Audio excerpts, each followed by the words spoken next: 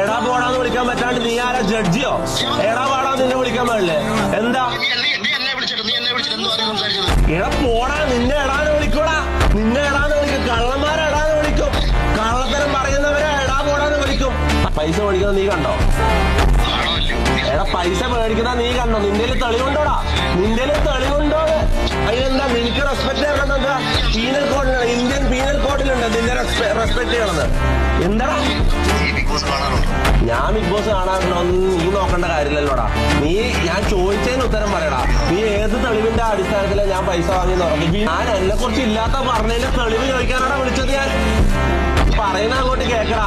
ഞാൻ അങ്ങോട്ട് പറയുന്ന അങ്ങോട്ട് കേക്കടാ.